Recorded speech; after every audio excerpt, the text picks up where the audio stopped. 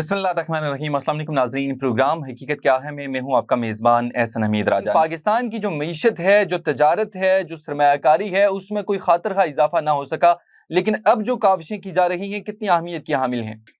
तो दुनिया को उसके साथ चलने का बेहतर तरीका यही होता है कि आप किसी के पास जाएंगे, कोई आपके पास आएगा, तो इससे मतलब आपके मुल्क में ऑटोमेटिकली एक नए मौके मिलते हैं, नए मौके मिलते हैं। करीब तरीके से आपने रिप्रेजेंट किया है मुल्क को, और आने वाले दिनों में आप देखेंगे इस मुल्क में काफी चीजें बेहतर होती जाएंगी। इंटरनेशनल क्राइसिस हुए, जैसे फ़लस्तीन का इशू चल रहा है, साउथ एशियन रीजन के अंदर मकबूजा कश्मीर का असली तौर पर रोल अदा किया। आप अपनी जो हुकूमत है उससे कितना एग्री करते हैं जो पॉलिसीज इख्तियार की गई? देखिए, बात यह है कि पाकिस्तान मतलब अगर खिते के लिहाज से देखा जाए या इस्लामी ममालिक के लिहाज से देखा जाए तो अल्हम्दुलिल्लाह मतलब इस्लामी ममालिक में हम एक एटमी कुव्वत मुल्क है, दुनिया के सामने अपनी पोजीशन सारी क्लियर कर दी। तो यही हम सबकी कामयाबी, और इसी तरह मिलके अगर हम ये काम करेंगे तो ये मुल्क तरक्की भी करेगा।